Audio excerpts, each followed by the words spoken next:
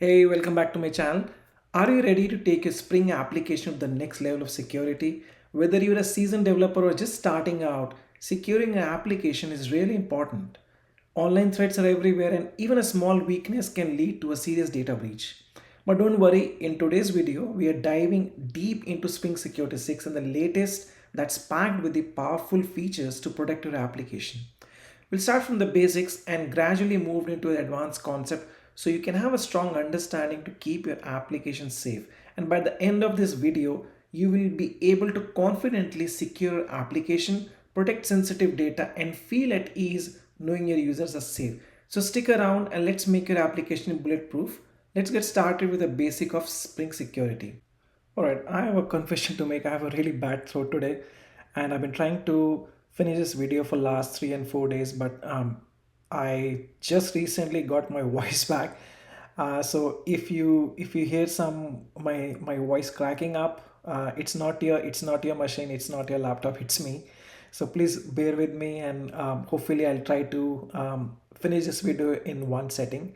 If not, you would see me in different clothes spread over 2 or 3 days where I'll try to finish this video. So don't get alarmed that I'm trying to pass together multiple videos. Okay. So without further ado, let's start looking at the slides now. So we'll be using Spring Boot 3 in this application to understand how to implement Spring security filters. So before we move into, let's learn about what is the outcome of this whole exercise. What are you going to start with and what are you going to learn with? So the first thing that you're going to learn is what you're going to secure. So we're going to look at a service which you've already built, which is unsecured, and then we try and secure that particular service. And then we look at some of the features that Spring Security provides out of the box and how it makes your life simpler. But before we start into that, the first thing you have to learn about is web filters. Now, web filters are a very important concept. People used to do authentication even before Spring, right? They used to have Apache wickets, Apache struts. Then we are going to learn how to just turn on filter. When you use a Spring Boot application, how you can just turn on a filter for security. It gives you some inbuilt functionality, a very basic feature of securing an application. Then we're going to understand what is authorization. We're going to implement authorization, and then we will try to implement using the validation of users and their password and their roles using in-memory database. Then we're going to migrate them to database, and then how we can use a custom tables to test those. All right. Additionally, we'll see what else you can do after you have learned this exercise. Okay, so let's go to the first slide here.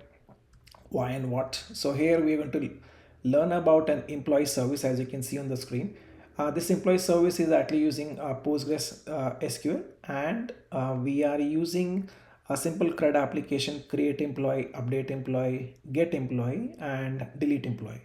Okay, so our Postgres is running on Docker, and an employee service is built in Spring Boot 3, as I've explained. It's a very bare minimum application. I'll show you the Postman as well to see how that application looks. So let's take a look at the application. It's a very simple service. I have a employee controller class, and within that I have the four CRUD operation. As you can see, I have get, put, update, put, and post. So at this point of time, I have a put and I have a delete mapping, and another one is called get by ID. This is my repository class, nothing fancy over here. And here you can see my employee service, where I provide the implementation method of retrieving the object from the database. Let's take a look at the Spring Boot application. This is nothing fancy here. And lastly, this is my YAML file where I'm running the application on port 8080, and that's my context path, and this is just the basic implementation. I'm running the whole thing in Docker, as I mentioned earlier, and my employee table looks like this. Very, very simple: first name, last name, and email.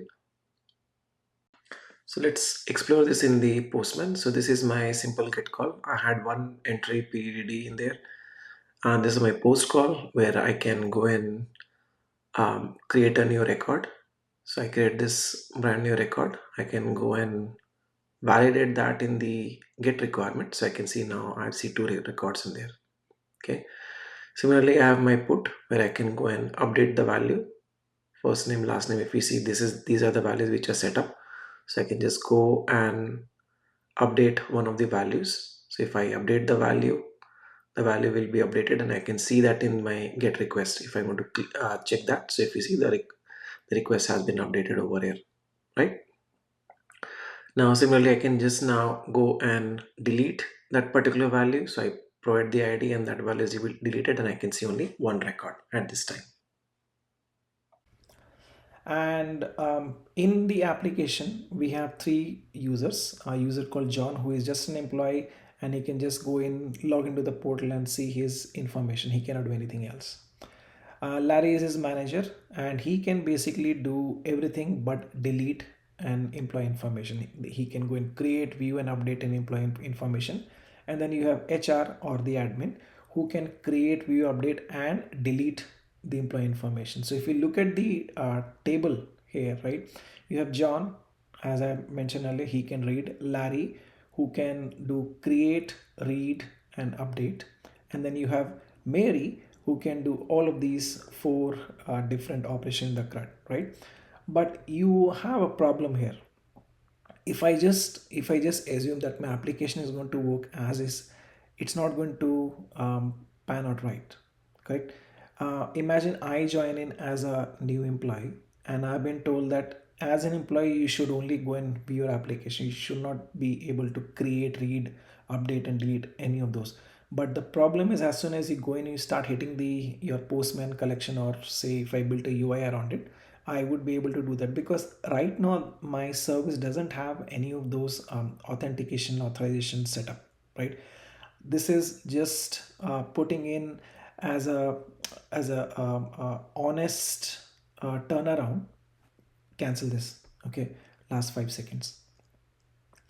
So this is based on the honest base point review, where we assume that employee will not try to update or delete their information. But that's not how the real world works. You never know somebody's intention, right? I can go and I may go and say, yeah, sure, I'm an employee, I'll not go and update. But what if I decide to update, or I accidentally make an update over there, right? You want to block those requests based on a user role. Okay, so this is where Spring Security comes in, and we'll try to fix this problem. So what is Spring Security? So Spring Security provides you a number of features. It allows you to do authentication, authorization, and not only this, actually you can add any sort of functionality as a part of Spring Security. These are just the basic, and we're only going to talking about authentication, authorization at this point of time. Out of the box, Spring Security handles several common exploits, such as CSRF, security header, and the strict SSL. So strict SSL is, imagine your website is https example.com, and if somebody tries to jump in and just type http without a s, without a secure, and they try to do example.com, your Spring application can automatically take them to https version of the site. So that's what strict SSL is about. And then your Spring Security can basically connect with any of the different integrations out there.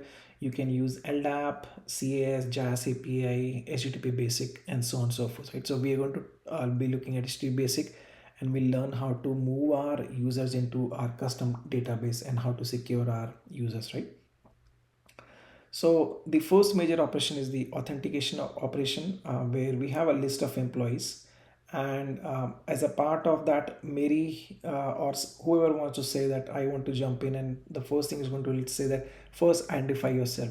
So the first thing that we want to put in over there is, we want to put in some form of a page that is going to block the user, that you cannot directly go and change or view or do anything with the data, any of the resource, right?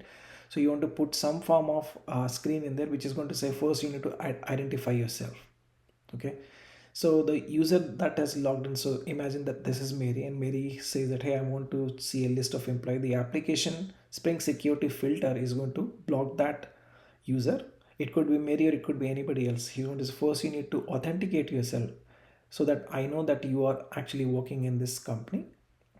So without that verification you cannot move in. Okay. And when it comes to authorization, where somebody wants to delete, right? So she comes and says that I'm a manager, and she says let me delete an employee. So the first thing, again, she has to log in, and as soon the login is done, Mary signs in, provides in information. So Mary's authorization will be checked, that XYZ can, whether he or she can delete a user or not. So in this case, I think I misplaced a check mark on the delete. So I said that Mary is a manager and she should be able to delete, but I think I missed missed a check mark over there. So my bad. But the point is that after a user login, the Spring filter also check that okay, Mary is an employee and she is supposed to do some form of operation, but is she allowed to do a particular operation called delete? Yes or no, right? So that is a check that is done by the filter, beside checking whether it's a valid user or not. So far, what have we learned over here? We learned why do we need to secure our apps. We learned what is our sample API going to do, what is our end result, and we're going to look at features of Spring Security Framework. Okay. So now we look at Spring filters. So think of filters like the guard at the airport, and each serving as a different purpose. So let's take a simple example. You want to fly from US to Mexico. Okay, the first thing you have to do is you get to the airport, and by the time you get to the airport, you enter the gate, and your goal is to sit into the airplane. But between these two, there are a number of things which are happening, right? The first thing that happens is you go in and you show your ticket, somebody checks your ticket, somebody validates your passports and your ticket and match them, and then they weigh. So all of these three are different tasks. We can put them as a ticketing event. Okay. Next, once you have got your boarding passes, you move to the security gate, and at security gate somebody pats you down, again checks your ticket that you are into the you are in the right plane and at the right gate, and then you are made to pass through. Then at the place where you are waiting for an airplane, before you board airplane, somebody again scans your ticket, so that will be checking in process, right? So all of these three, if I combine all these three events as ticketing, security and boarding, this can be put in as an event, right? And within these events there are a number of different tasks which that are happening. So same way, when you look at your client and different filters, so each of these filters have different tasks, right? So just like that, one of those tasks is your security task, and this is actually handled by, there are different type of filters. So one of them is a delegating filter, filter chain proxy. Security filter chain, you have CSRF, username password, basic authorization filter, and the um, filters that can be done at post processing. Like for example, when you board off the plane at Mexico, you are still not done because your end goal was to get to Mexico, but you're not still in Mexico, right? You just at the airport. So as soon as you deboard the plane, you have to first go and collect your luggage, make sure everything is there. If you miss your luggage, you go and file a complaint, right? So these are again a post-processing task, meaning that you have reached you have reached Mexico, but there are some other things which you have to do. Same way when you're going back to US after your Mexico vacation, there are some other thing that will happen, again the same process.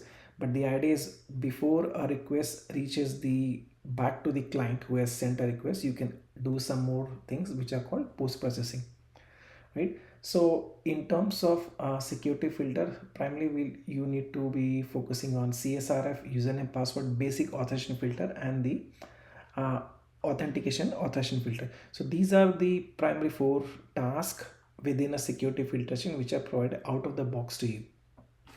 Okay. So let's understand each of these different filter, what are the tasks, and then we're going to start looking at the code. All right, so let's take a look at our first filter called the delegating filter here. Okay, so you can think of delegating filter as the head of security who assign tasks to different security personnel. And here's how this analogy works in detail, right? So head of security, think of them as a delegating filter. This person doesn't perform any security checks themselves. Instead, They assign tasks to specialized security personnel based on what needs to be checked.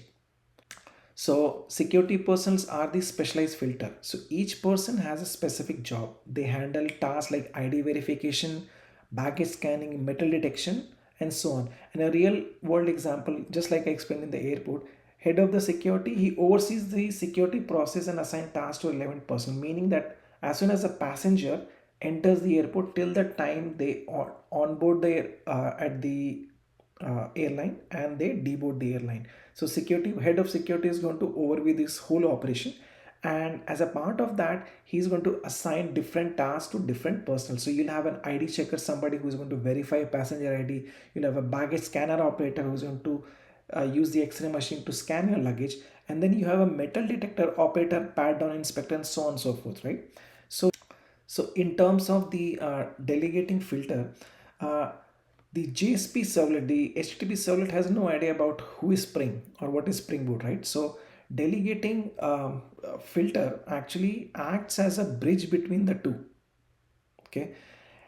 And this delegating filter allows that bridging between Spring container lifecycle and the Spring application context so that Spring beans can be identified. So delegating filter launches itself as a primary filter onto the HTTP servlet, HTTP servlet filter, right? And then it says that, hey, I am the one who is going to tell you what all task has to be performed, and I will tell you, I will manage the Spring application context. You just make sure that when a call comes in, you send it through me. All right, so let's start looking at our filter chain proxy now. So filter chain proxy, if you actually look at it, it's a provided by Spring security that allows delegating to many filter instances through security filter chain. Now, since filter chain proxy itself is a bean, it is typically wrapped in a delegate filter proxy. The filter chain proxy can be thought of as a command center that oversees the entire security operation, coordinates the activity of the security personnel. I'll take a pause here and then move on to analogy. So if you think about the filter chain proxy, think of your delegating filter as your head, and who is sitting in the command center. And command center, you have various personnel sitting in that command center who are monitoring each and every activity, right? So they act as a central hub of the security operation, manage and direct the flow of requests through the security filter.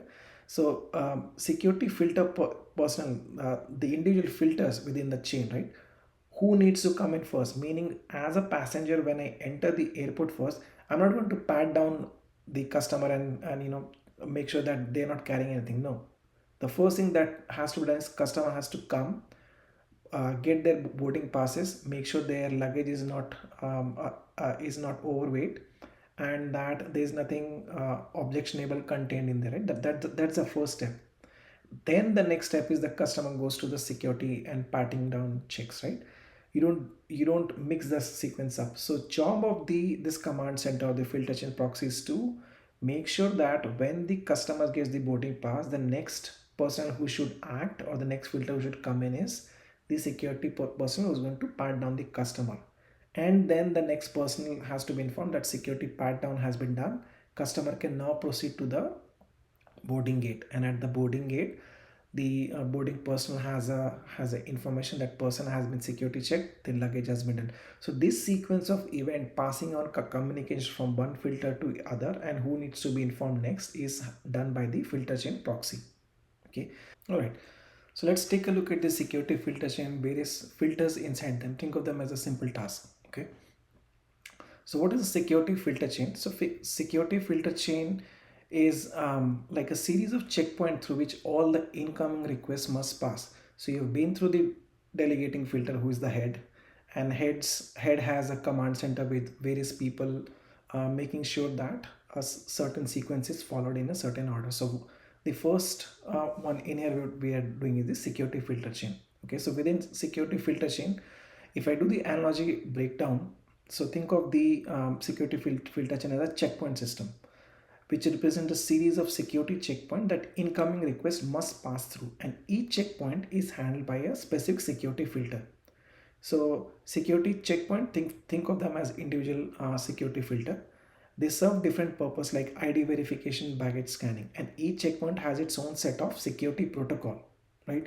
So what I'm saying is each department that is doing the filter, like I explained earlier, that somebody at the ticket counter has to make sure the protocol is that the baggage must not be overweight, the information on the ticket and the ID that customers provide must match. So these are different protocol that has to be fulfilled at a certain checkpoint, at the boarding checkpoint, at the security checkpoint where they're patting it out. They need to make sure you're not carrying any of the any objectionable item or anything that is going to show up on your X-ray scan. These are the protocol that are done by the security. So each of these different filter has different protocols. That is what is being done in the security filter chain, right? So if you think of these with respect to security filter chain, so security filter chain represent a sequence of security filter that intercept incoming requests, and each filter is performing a specific task. So now if you look at this security filter chain here, right? So in security filter chains, it looks something like this. When a call comes in, the filter chain proxy goes through these security filter chain. You call say slash API stars, right? So anything after the slash API that you're seeing on the screen has to may have a multiple filter. Very you notice that if somebody lands on the index page, do not do any sort of authentication. You can probably set that context over there. Or you may say that if somebody tries to access the my accounts page, then they must be logged in. So all those sort of sequences and what checks has to be done is what you're going to be defining in a security filter chain. All right. So in the whole flow, if what I've explained earlier, the delegating filter chain, proxy, security filter chain, this is how the all end-to-end requests look like. So imagine on the right hand side you have your REST controller A, B, and REST controller C, and each of these are managed by the dispatcher servlet. So when a call comes in, HTTP call comes in, it goes through your security filter chain. You have a security filter A, B, and C, and D, right? So imagine um, other than the security check, you also need to make sure that customer is connected to internet, or customer is coming from US location, not from Mexico or some other part of the country. Like for example, when you log into Netflix today and you have an account in US, you cannot access this account say in Canada or Mexico. So before or after your security check is done, meaning your login has been done, even before you show the screen that here are your movies, you may want to do one more check in there, that is the customer coming from an IP address of US or from somewhere else. If it is coming from somewhere else other than US, then that you show a message that customer is not supposed to log in. So this is a second filter which you're putting, right? So similarly, after security check is done, there are a number of filters or number of security filter you can put in sequence, and those will be done. If all of those passes, then your request goes to the dispatcher sublet and is directed towards your controller classes, whether you should be accessing slash index page or you should be accessing slash account page, so on and so forth. Okay, so if you now look at the summary on what we have learned so far, we have learned what is a filter. We understand now what exactly is a filter even before Spring filters. What are the different tasks that a filter does? What are the series of steps that happen, and what kind of beans and checks that come into place? But I'm giving you this background of all of this because when I'll be showing you the code, none of these things are going to be apparent, that there is a dispatcher sublet in there, there is a filter chain proxy being called, or there is a delegating filter. Those won't be apparent to you, but you need to understand how the flow goes. Because if you have to analyze, say a customer comes in, say that I'm not able to log in into the website, and you will look at a code, you would not know what exactly is happening because your code looks is supposed to be working, but it's not. So if you don't understand this concept that there's something maybe wrong with the delegating filter, or maybe something wrong in the filter proxy chain, you will not be able to solve this problem. So you need to understand these basics. So let's take a look at the key gloss, right? Security context holder is where your Spring Security stores the detail of who is authenticated. Security context is the authentication of the currently authenticated user, meaning say you need to have some form of information, as in whether a user who is authenticated has a role equal to xyz. So all that is being saved in your security context. Authentication can be the input to the authentication manager to provide the credential. When you pass in a username password, that goes into the authentication manager as an object, where where the Spring Bean is going to extract those values and going to check that the values which have been provided as a part of the authentication manager bean, is that valid or not. And authentication manager itself is an API that defines how security filter performs the authentication. Okay, provider manager is just an implementation. Authentication manager is an interface. An authentication provider has a different type of implementation. You can provide JAS, you can provide LDAP, and so on and so forth. So you can choose what site of authentication provider. I can in our example we'll be seeing authentication provider as in memory or authentication, and we're going to see the JDBC authentication provider. Okay, and last is the authentication entry point. This is a thing which you need to understand, because um, whenever an exception or an error happens during the login, you may have your um, um entry point, or you may be capturing any sort of error that are being thrown as a part of your REST application.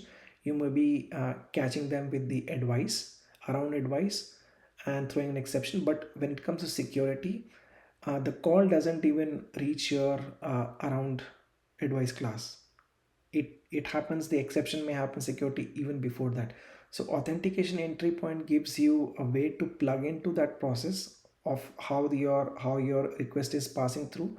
And if an exception happens, authentication entry points allows you to capture that exception and throw it and modify response into more meaningful manner.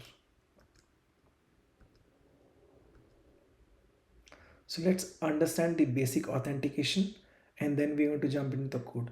Okay, so first thing is you have an abstract authentication filter, and whenever a call comes into authentication, the call passes to the authentication manager, where your username and password are actually saved as a bin. They're not authenticated yet. Okay, only that information has been passed, and then your Spring Boot filter is going to check for authentication, the username password authentication filter.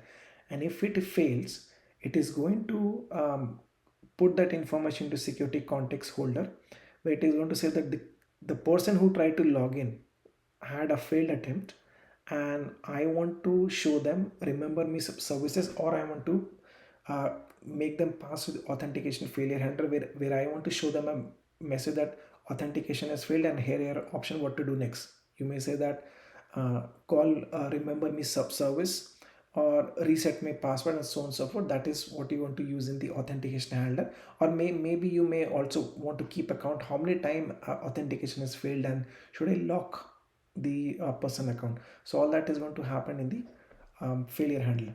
But if the authentication is a successful, right, so in that case what you want to do is you again going to put it into the authentication strategy, and you're going to put into authentication context holder, where you want to say that customer who is logged in, I want to remember him, that a customer is logged in, he has been authenticated and has xyz sort of roles. And what should be remember me service, I don't want to show a remember me option, for example, or do I want to show remember me service if a customer is trying to log into multiple screens. And then you also have an authentication success handle, where you may want to take action on after customers authenticated. What do you want to do next? Say I want to put a timestamp that your last login was at so and so time, right? So you want to put all of this, and you're going to handle using an authentication success handler. So if you actually see, so far what have we learned? We have learned what are filters, we have learned different type of filters, we have caught up on the security terminology and seen a basic security flow. Okay, and let's go ahead and start our application now. We have talked a lot, let's start implementing some code. So first thing is we have to go and add the Spring Security. So the first step you need to do to just turn on a basic um, Spring Securities, you're first going to add the dependency, that is the Spring Boot Starter Security. So let's go ahead and look at our code now. So I have some files open. Let me just go ahead and close all of these, and I'll close the all the file which we don't need, and we are going to opening our build.gradle file. Inside our build.gradle file, we are going to add the dependency for Spring Starter Security.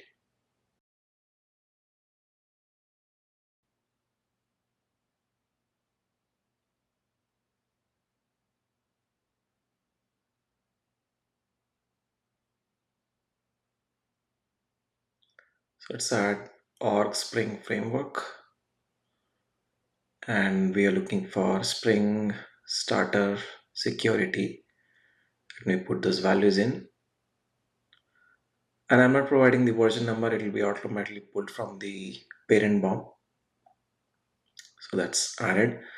I'm going to remove this for now.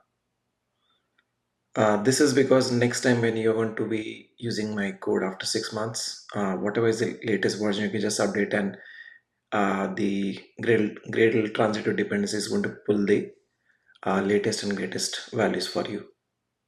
Okay, so I'm going to do the build, and now I'm going to run it. So as you can see, my application has started now. Took about 1 millisecond. Now let's take a look at the URL. I opened the index page. This is automatically provided by Spring, just by adding a dependency, and the default username is user, and the password is automatically generated for you in the log. So I'm going to go back into the log, and here you can see the password has been generated for you. So it's I think it's a UUID, I believe. You can take that, and if you put this value in, you'll be able to access the resource get. Similarly, if you go in the Postman and you try and do that, you'll see that you're getting the unauthorized error over there. And I'm going to add the basic auth. I'm going to change this username to user, and I'm going to paste the same value over here for password, and I should be able to get the value. All right.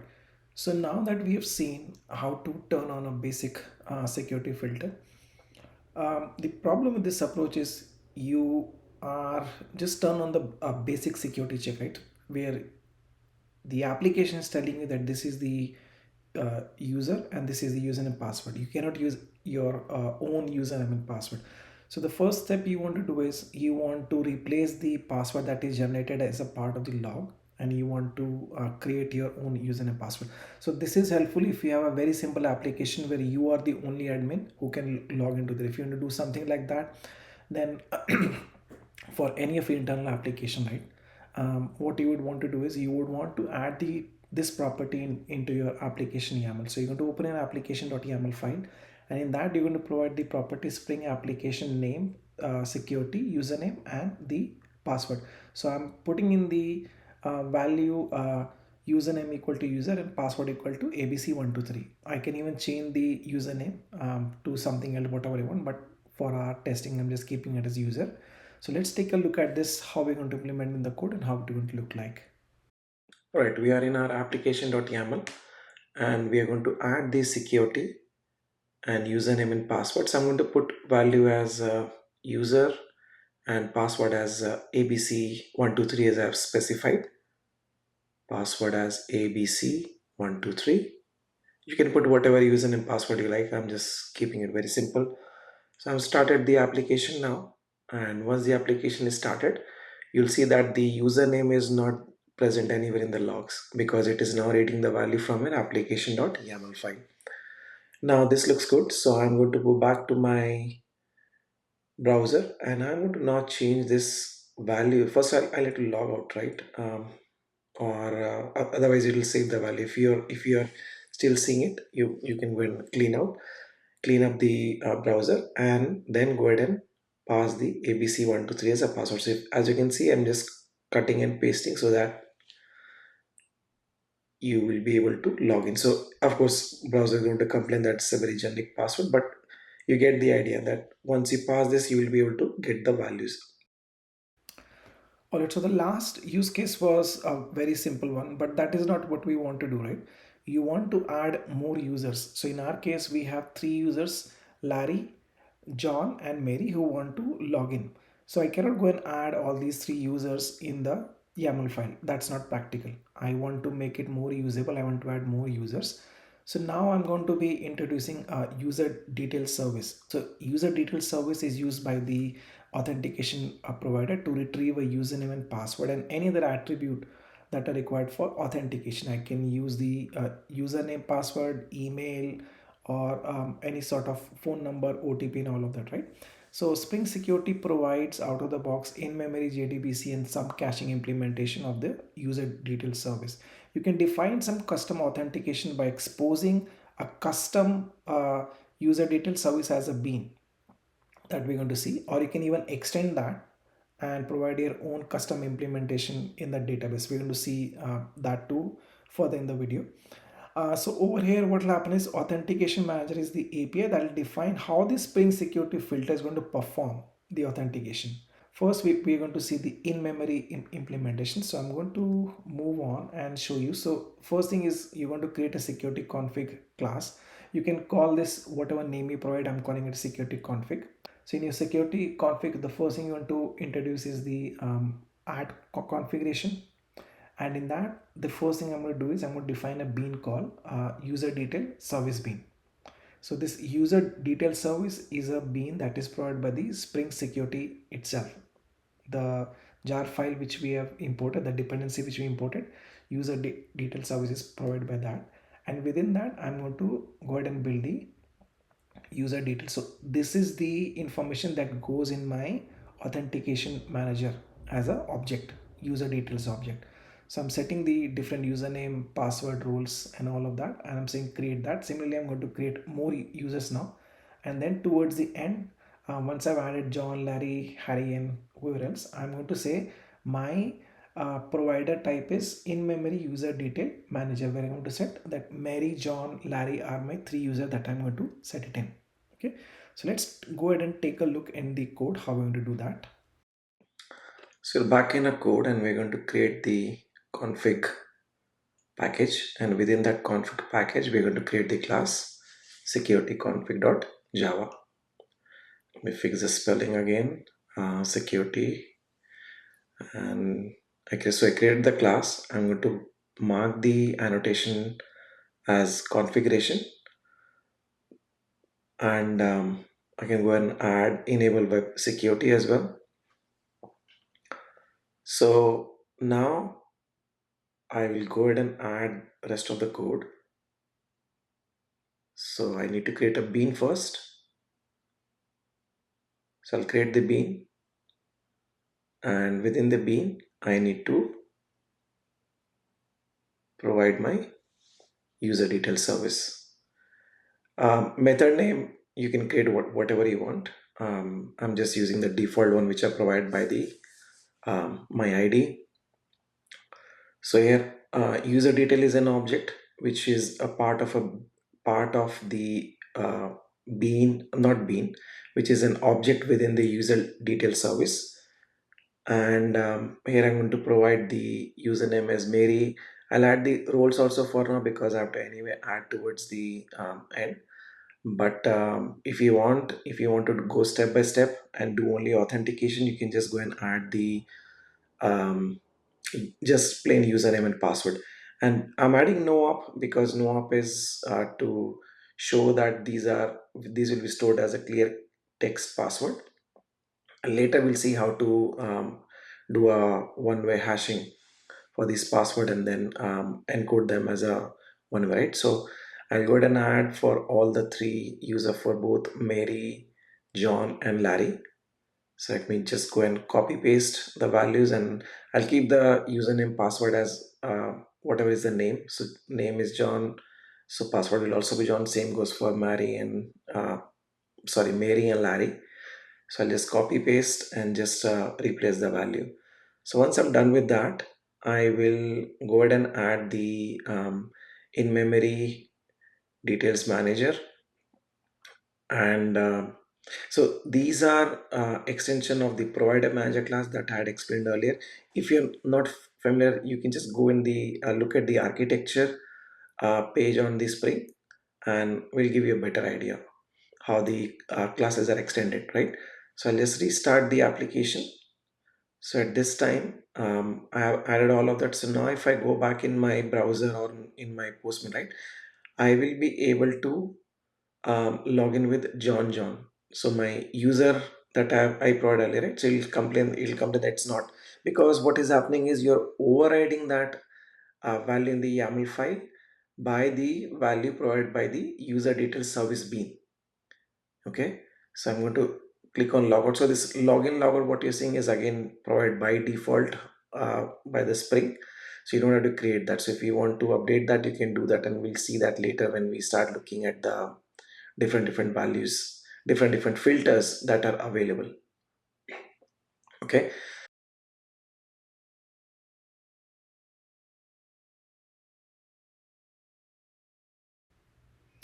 All right.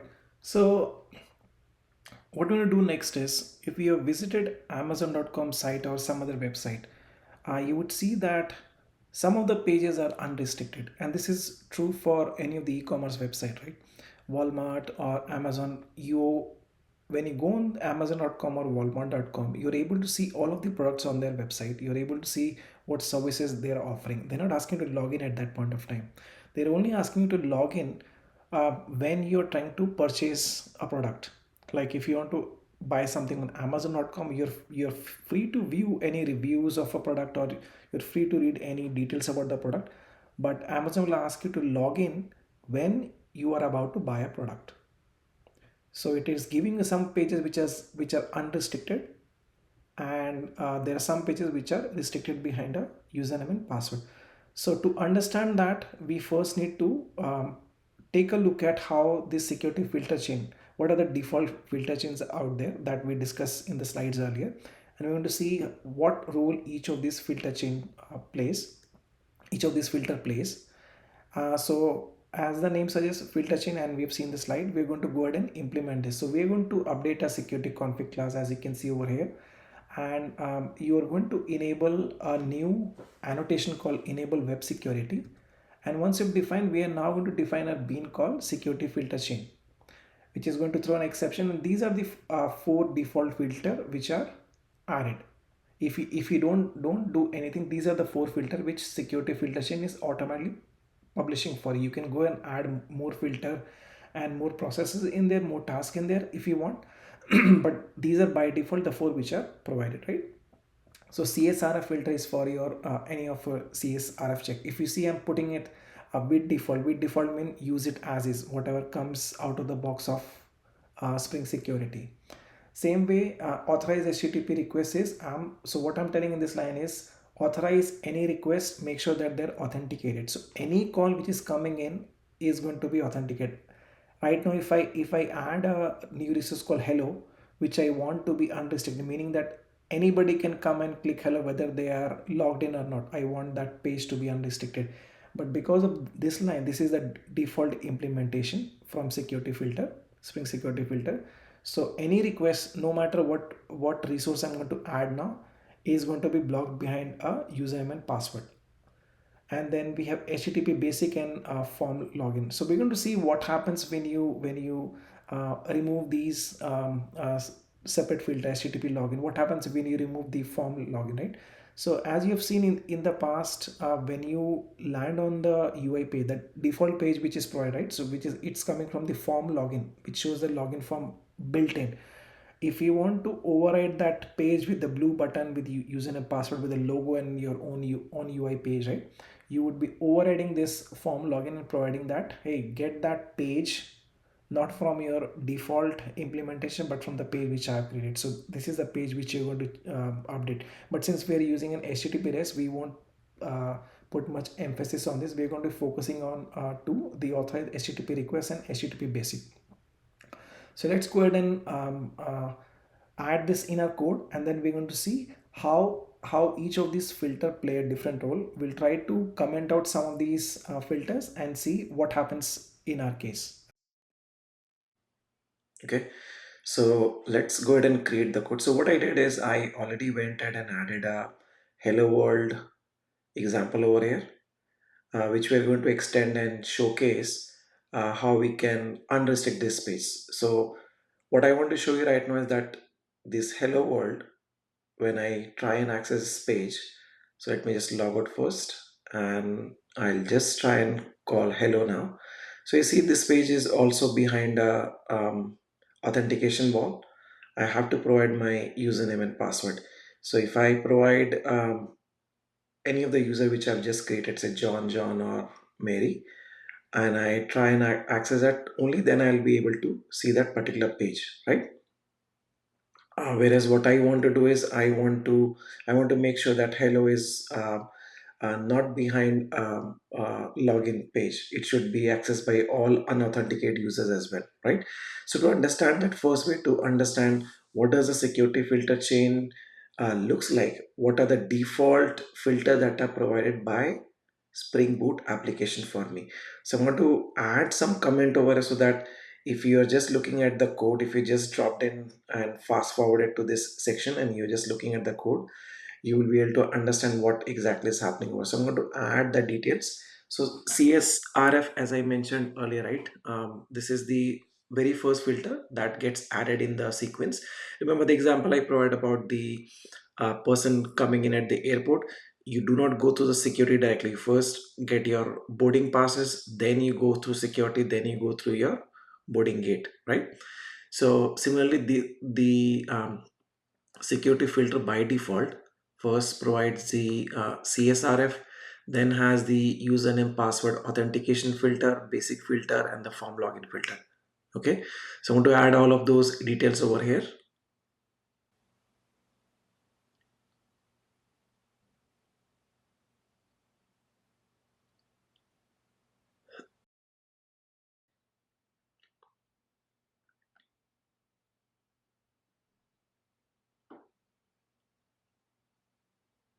And one thing you need to remember is this CSRF. I'm going to add these filters in a sequence.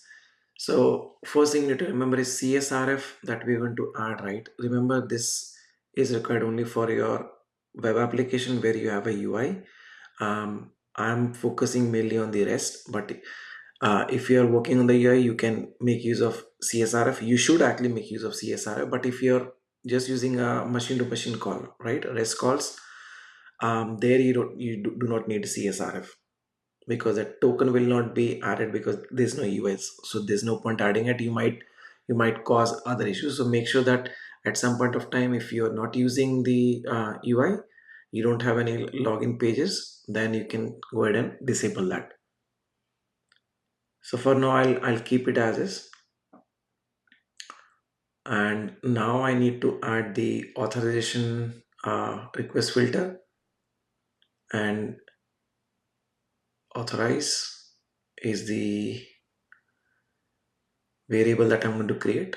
And what I'm basically doing over here is I am specifying that any call that comes in, I want to make sure that they are authenticated. So as soon as you see the word any request, meaning that any call which is coming in, whether it is slash hello slash employee, whether the employee is of HTTP type, get, put, post, or delete, any of those come in, everything has to be authenticated. Okay, then I'm specifying the form login.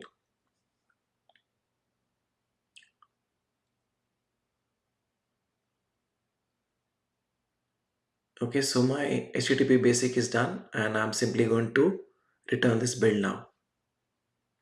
I'll restart the application, and what you'll see now is once the application starts, nothing has basically changed. Everything will work exactly as is. If I log into my browser and I try and log in again, he'll again ask me for username password for all of them, right? But what we need to understand, what are these different filters. What happens if I say comment out form login, or I comment out HTTP basic? You need to understand that So let's go ahead and comment out form login. I'm going to place my semicolon over here. And if I go and refresh my screen, it should not give me hello. So I think I missed something. Sorry, I forgot to restart my application. So I'll just restart my application. Now what you'll see is that login page will be gone for me.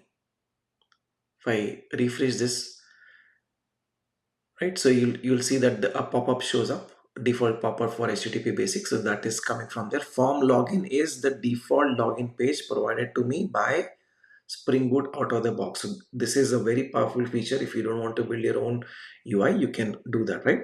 So as you can see, if I provide the username password for the hello, I'm able to see that. And if I do logout, you'll see logout is not working because there is no login page. So it's not going to show me a logout page as well, right? So I have to go back and enable that.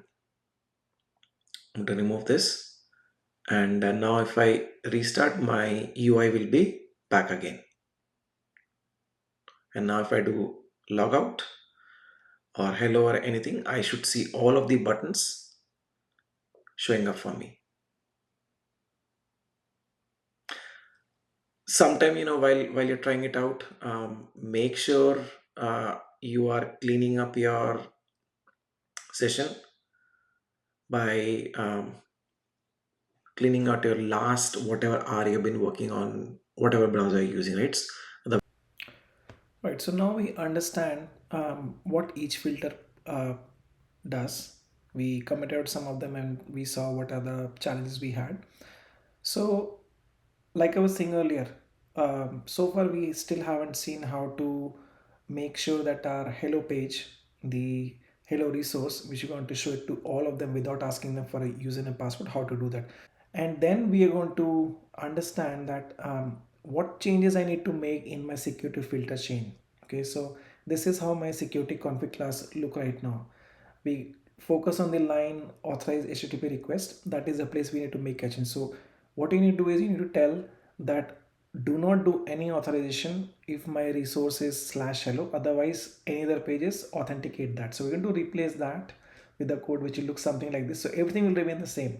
Your CSRF will look the same, but in the authorize request you're going to see that I am right now I'm saying authorize request matcher slash hello permit all, meaning allow everyone to access this particular page. That's what permit all is telling. And for any other page, I'm saying that dot any request authenticated.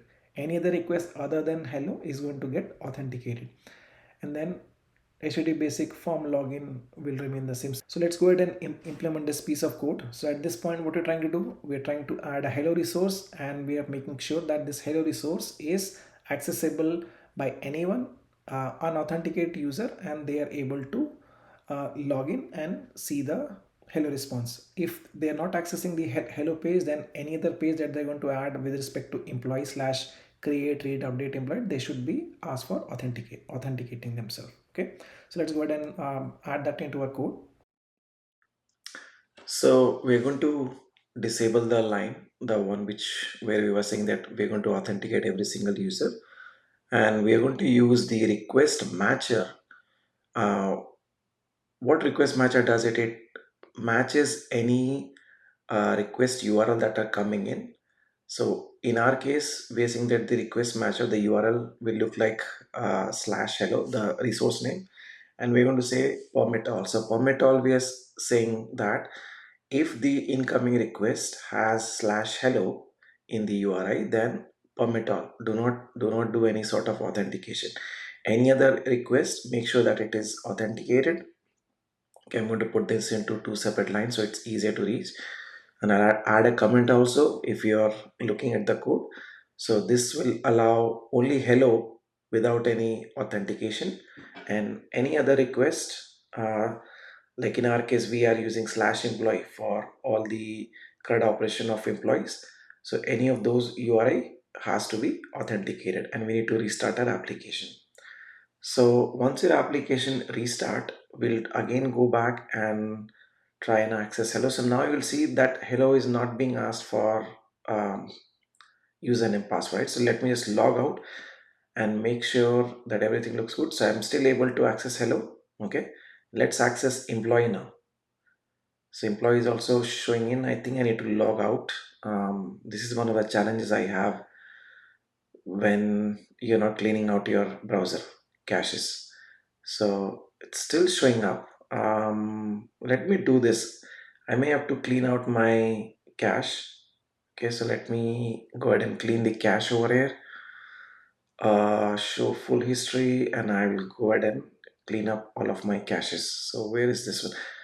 I'm actually using Brave browser all the time and don't use Chrome a lot. So there you go.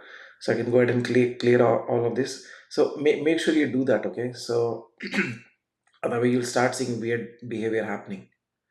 So I'm going to access employee. So again, you can see that it is asking for a username password. But if I access hello, it is allowing me to access it without any issues.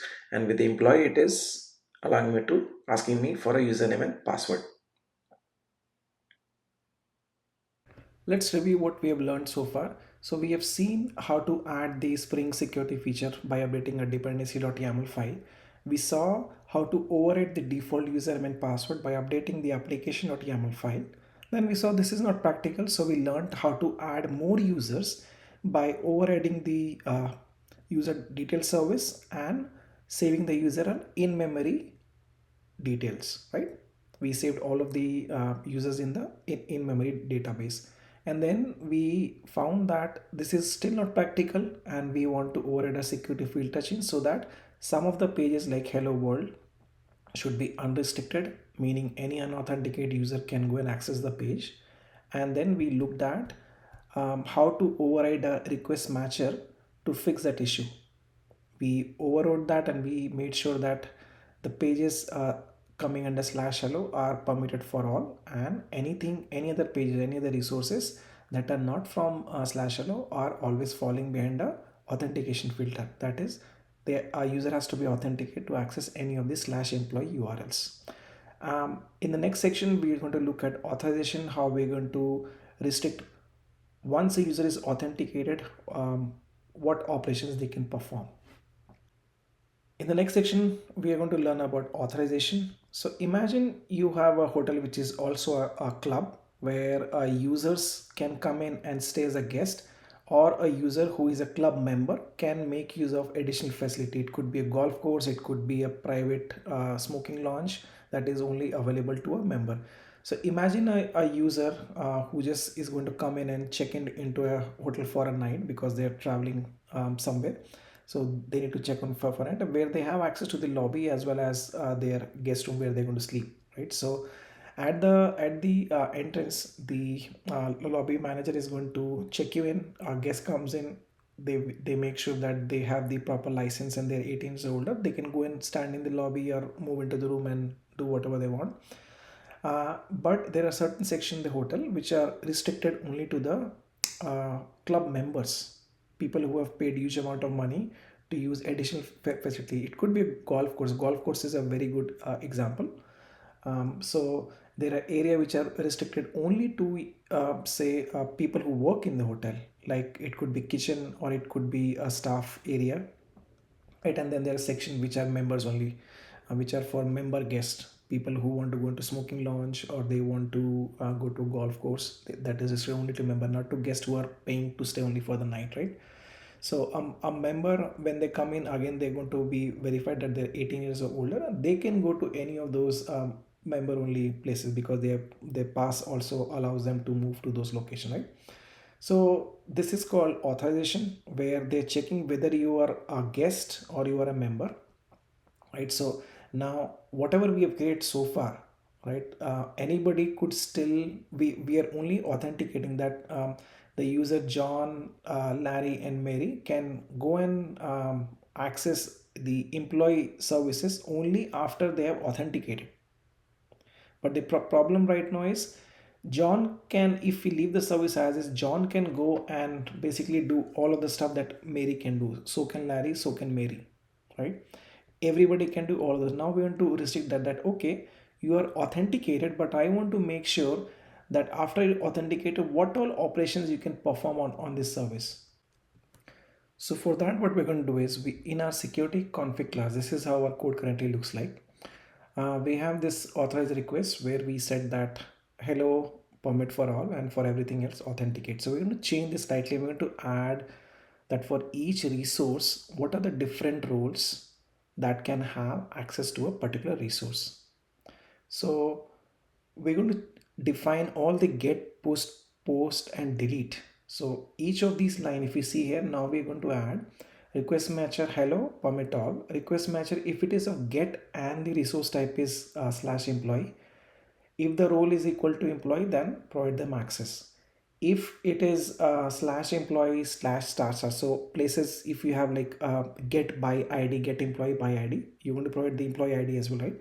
So for those, I'm saying this, those are also by accessible by a user who has a role as an employee. And request post can only be accessed by managers and admin, and the delete is accessible only by admin. So we have defined these, and any other request other than that, we said that mark it as authenticated, right? So let's go ahead and implement this code and see how our service is going to look like now. So we're back in a security config class, and the first thing we need to do is we need to add roles in our user detail service, right? So we want to assign roles to Mary first. So Mary is both an employee, manager, and an admin. John is just an employee. I'm just going to copy paste. Okay. So Larry is employee and a manager, and John is uh, just an employee. Okay. So now we have assigned the roles in here.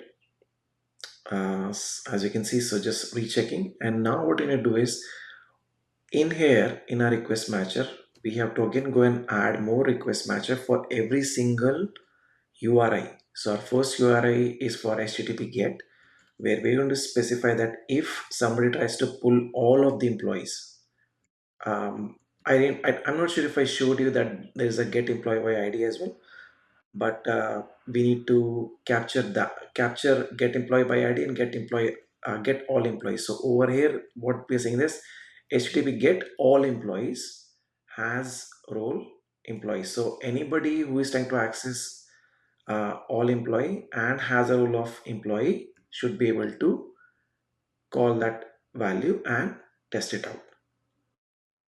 Okay.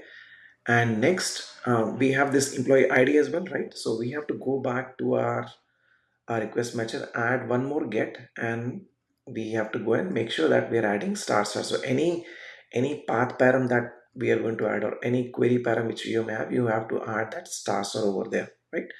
Same way for our post. In post, we're going to specify that this is for manager only. And in the, I'm going to remove this value. And in my post, I don't have anything, so I'm just going to update this to put.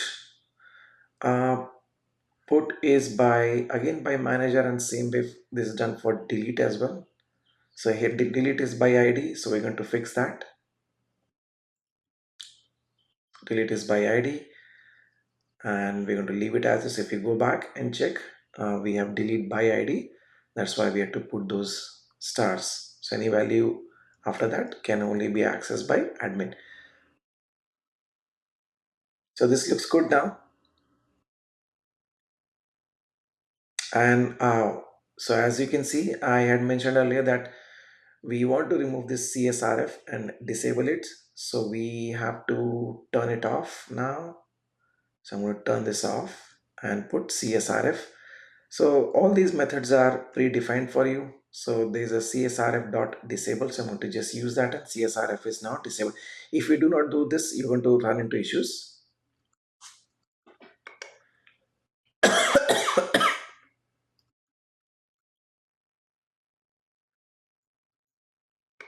So as you can see, I'm using John, and John is able to get because he's an employee. But if I try John to go and access the create a record, it is going to complain that it is 403 forbidden.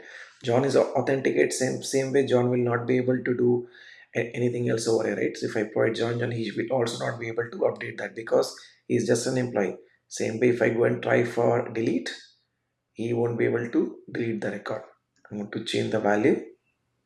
You'll see that John is not able to delete that.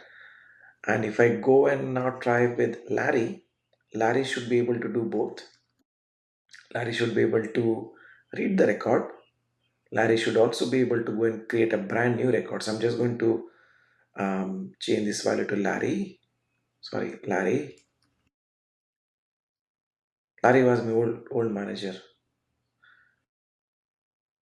I'm going to just use this. Change. Let's provide some different name, right? So Pope Millis. Pope Millis. I'm just making up names. Okay. Same way, Larry can also go and update because Larry is a manager.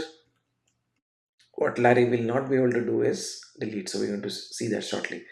So we're just making sure that Larry has all the rights and he is authorized to do all the three things except delete. So we have to go back and try out Larry as well. So ID is 8. I'm just going to go ahead and change that value, right? 9. Okay. And let me just go back and check. Let's delete ID number 9. Okay. So if I'm going to try and delete the one of the IDs, ID 9 or 12, let's go ahead and delete 12 instead. So I want to delete 12 and I want to make this as Larry. Larry should not be able to delete this particular record. Okay, as you can see, he's not able to do that. Um, let's go and do the same for Mary, making sure. So all I'm trying to do here is I'm to show you that Mary has the authority and authorization to go and perform all the same tasks. Okay, I'm just going to quickly change the values and make sure that Mary is also able to create a record. Mary is also able to update a record,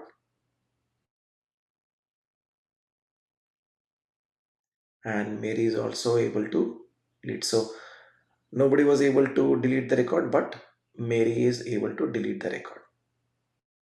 Okay, this looks good. Okay.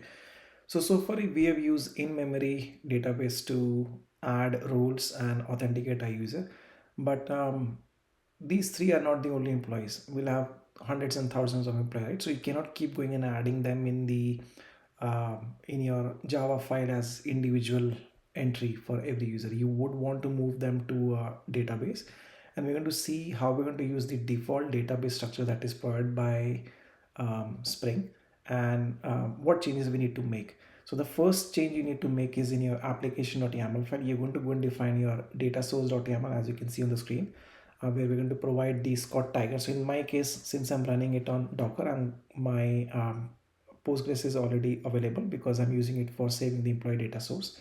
Second change is in the security config, where I injected the data source. And then the third is in the user detail service, which is currently using in-memory details, right?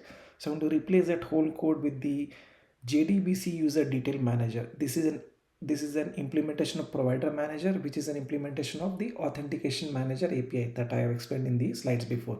If you are confused, go back to the slide, take a look at the structure.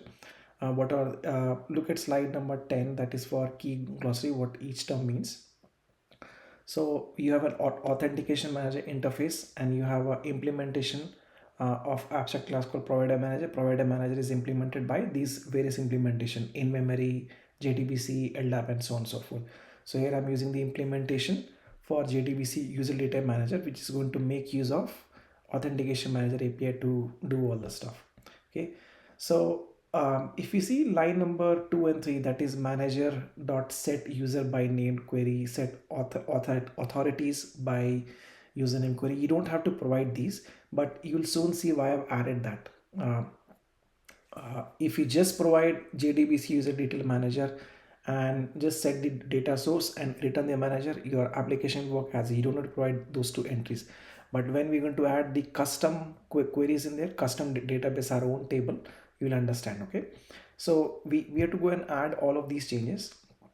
Now, one thing you need to remember is if you're going to use the default implementation, Spring specifies that we create these two tables, the users table and the authorities table, with the exact same name, password enabled and you to create a foreign key between authorities and user, and you to define that. So I already have added that as a SQL that you can just take the file and execute the whole file. It is going to create that table user and authority. All right, so we are back in our code now. Let me show you what the table looks like, because I've already executed the my query in there. So here is my user table and authority table. Both the values in there, username and authority. Let's take a look at the setup sequence. Okay, so here I've created the user. It has three column: username, password, and enabled. And in my authorities, I have username and authority. I entered the three values that we've been testing with Mary John, and you can see that I'm saying that these are clear text password. Then the next value I insert is what are the different type of roles. Okay, so we can close this. And now what we need to do is, in the security config, we need to go and define our data source. So this is a very simple one. All we're going to do is inject. Since I'm using the same data source that I'm using for the employee, so I don't have anything else to do. Just create the constructor injection, and now I can get rid of this whole user detail builder over here for the in-memory user detail manager, and simply provide my provider manager implementation is for JDBC implementation manager. Okay, so JDBC user detail manager is the class, and I'm simply going to provide the data source that I've injected. So the value is data source, and I can just go and return the manager class as is, but I'm adding two extra method over here, which the significance of which we'll understand when we try and do the custom tables. So it's important what exactly is happening in the background. So in the background, if I just return the value, return the manager as is, the Spring dependencies, the Spring security is actually doing this particular query, running this particular query in the background for me. I don't even have to provide that. Okay, so in the background, if I would have just written manager, this is the query which security filter dependency is going to automatically execute for me. It is going to look up the username, password, and whether it is enabled from the users table, and it will also check the authorities by username query. And for that, this is the um, query that it is going to check. I'm just copy pasting quickly from my notepad. Okay, so I'll be checking for username and authority. uh, we don't have enabled, and from table equal to authorities. So I'm just going to change this value, authorities. I hope my spelling is correct. Okay. So now this looks good, and now I need to go back and return this particular manager. Okay, so now while the application is starting up, should not take long. Now everything is being read from database now. Okay, so as you can see, Mary is able to read, Mary is able to delete, update, and she'll be able to do everything. So far, we have seen that we have moved our users from YAML file to in-memory database and now into our database. But if you have noticed, the passwords are in plain text and you would not want to use that. So Spring Security Filter by default allows you different type of password encoders. These are one-way encryption. So what will happen is you would do not want to save the password in the clear text format. You do not want to just use plain base64 encoding because that can be decoded by anybody else, right? You would want to do one-way encryption. Depending on what encryption, how fast you want values to be encrypting, you would be using different form of encryption. Argon.2 bcrypt is what we're going to use, is one of popular options. You have scrypt and pbk, df2, and many others out there, right? So you can use all of this, and Spring Security Filter by default provide you all of these out of the box. So we're going to see how to use bcrypt encode, and it is very simple code now. So far you have covered almost 90% of the things in there.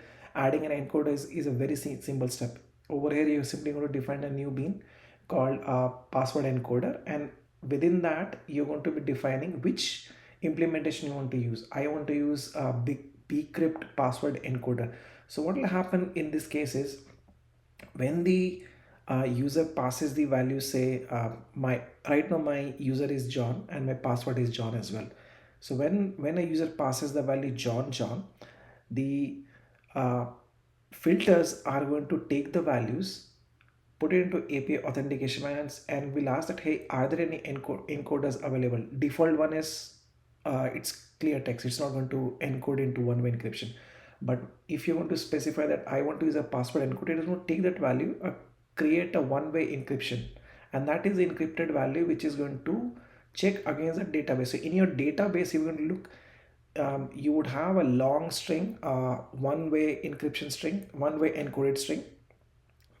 It's a hash encoding actually, right? One way hash encoding, where nobody can, if somebody gets access to your database, when they look at the one way encoded value, they cannot decode it back because it's a one way encryption for you, right? So So let's go ahead and update our code. We're going to create the bean for bcrypt password encoder. Okay, so we just need to use the password encoder and provide it a method name. And in here, we are simply going to use bcrypt. You can use whatever password encoder you want. You want bcrypt, you want to use argon2, you can do that. So in my case, I'm simply going to provide the bcrypt password encoder. So this is happening for one-way encryption, right? One-way encoding. So I keep calling encoding as encryption. Okay, so what we'll see is I need to go back and replace those clear text password. So I'm going to go to this site. There are number of sites. Okay, so I'm just picking the first one that is showing up. So I'm just going to go on bcrypt encode online, and I'm going to use this one. I'm going to provide my password is called Mary, right?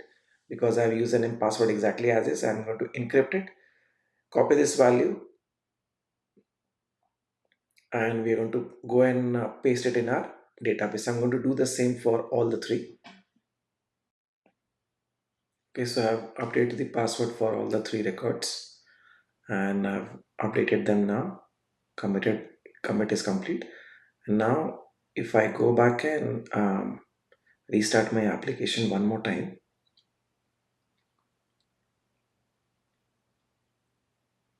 and now if you see, if I provide the same value, Mary, password is actually getting one-way encoding, and that encoding is being matched against my database. So Mary is actually getting mapped against that unique key value. If I provide Mary 1, you'll see that it will come as 401 unauthorized, right? So that's how you do encryption. Again, you are free to go and change whatever encryption you want to change. In my case, I chose bcrypt because that's most of the time that we use, or pkbdf2 is also another implementation that you can use. Um, one other thing that I want to show you is right now that error which you saw, it only gave me a 401 exception, right? I want to provide a unique message over there. Now, as I explained earlier, that you cannot cache this exception.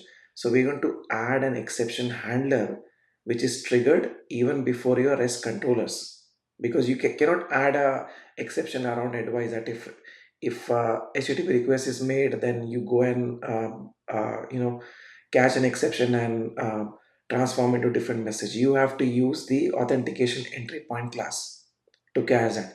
So authentication entry point class is actually monitoring every single request which is coming in for authentication and authorization. I can basically put hooks in there and see what exactly happened and take action. So I'm going to create a custom authentication entry point and I'm going to make that as an exception. So let's go ahead and create that class. So in my case, I will create an entry first for that particular class. I'm going to define final value. This class is not created. We're going to create that shortly. So I've defined this and now I'll go ahead and create this class. Okay. And where should we create that? I need to also inject that, right? So I just going to inject that. So injection is complete. and now I have that particular value. Now let's go ahead and dump it. I'm not sure where I should, so for now just let's just dump it in the config class itself. Okay, I'm just going to copy this name, create class. Yeah, let's leave it in config, and over here we are going to add a component type, and we're going to say implements authentication entry point. This has one implementation method comments. So whatever else is happening, so here we're going to make sure that if my response is actually has some form of exception, I'm going to add the following headers: www authenticate, comma, going to provide the value as basic real ID. Oops, sorry. Yep, basic real ID. Make sure you are skipping the double quotes. And I'm setting the status SC unauthorized. SC unauthorized.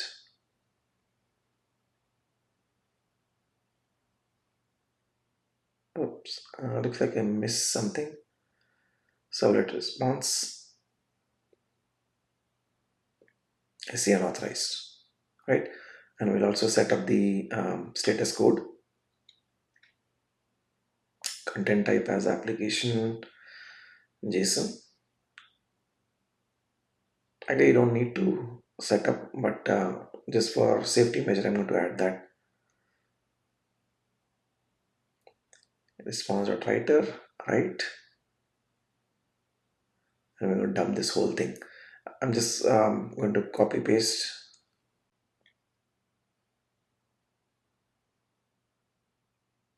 There you go. Okay. So, right. So this is all we need to do. So now when I restart, anytime I have an exception, so if you see here, I am going to get that error message. So far, you have added the database structure according to the Spring requirement. You created a users and authorities. This is a hard requirement by Spring if you want to use the default authentication table for authenticating user. What if you have your own table, or you want to create your own table where you want to put in call your user table as members, and within that you might want to save some more information, say address of the user, or say their phone numbers and stuff, right? But and you want to use that same table for users or authentication. In my case, I'm creating a table called members, and I'm instead of authorities I want to call it roles. And I haven't added any extra value because I don't have any use case right now. But if you want, you can go ahead and add things like phone number and email if you want to use it into, say, create another resource called profile, which where you might want to pull this information from the members table, right? So for now, I create these two table and I've put those in my SQL file. If you can take a look at the GitHub code, you would find the file name. So in there, I've created the members table, and within the members table, I have created the column name as user ID, password, and so on and so forth. Same way goes for the roles table as well.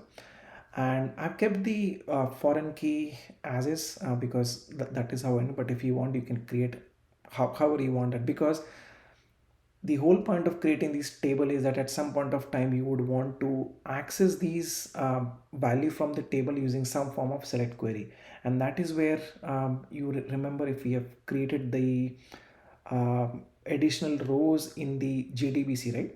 So once I've added this roles table where I've provided that user ID should not be null, of course, and then in the roles table I also added the constraints, and the foreign key is ID, and I'm referencing the user ID value from the members table.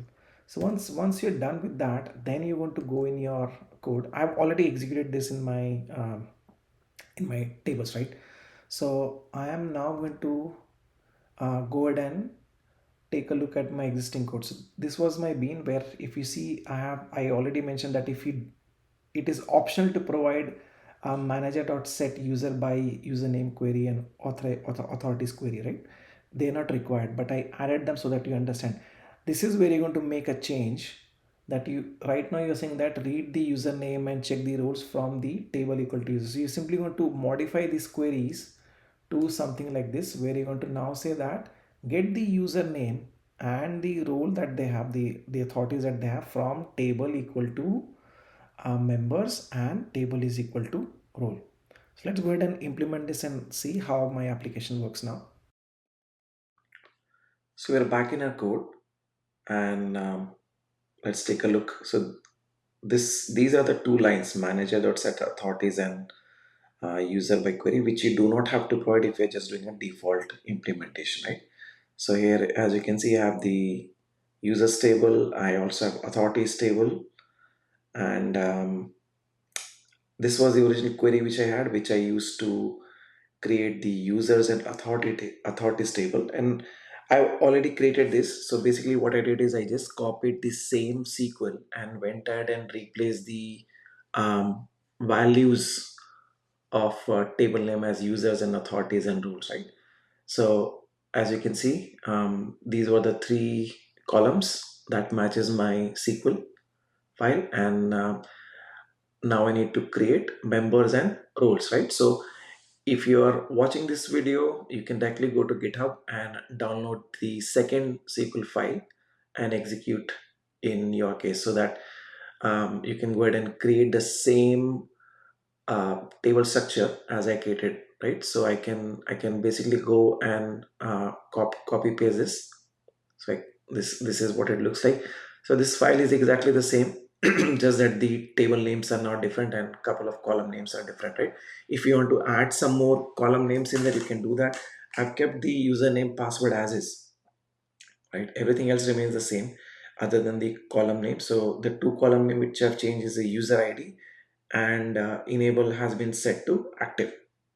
Okay, and in my security config class, I don't have to do anything. All I need to do is just go and update the queries. Okay, so as you can see over here, let me make this bigger. So all I need to do is I need to replace this users with the column name. So my table name. So my table name is authorities and members, right? So as you can see, username and password and enable, these were the old values which are coming from the users table. So I just have to replace them in my both the lists. Same ways for authorities also has had two separate column names, right? I need to replace them with roles also has a couple of columns in there, user ID and role. So I need to replace the variables in there. So let me show you over here. So I'll start making the changes now. So at this point of time, the first value I need to change is select username. Instead of username, I have to use user ID. So let's go ahead and update that.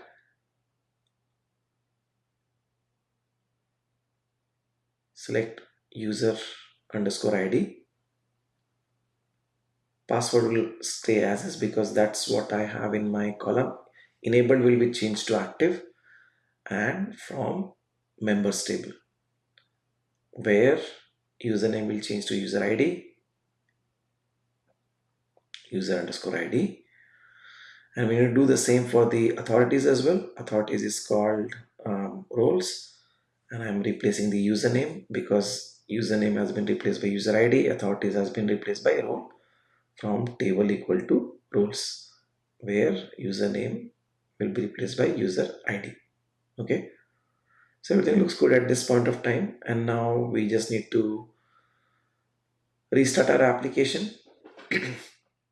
And once we restart the application, we should not see any changes basically. we'll again hit the postman, and postman will again show me that John, Larry, or Mary, whoever is accessing it, will be able to access the resources as they were accessing before. Okay, so my application is restarted now. Let me go back to my postman. Looks like my system hung up. There you go. All right.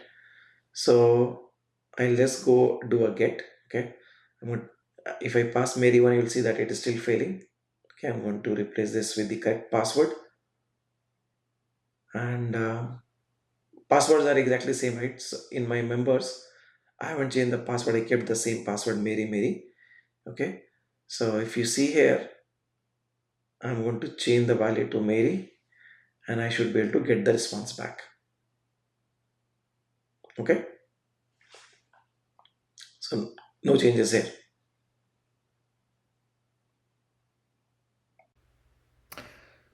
So congratulations on making it through our deep dive security 6.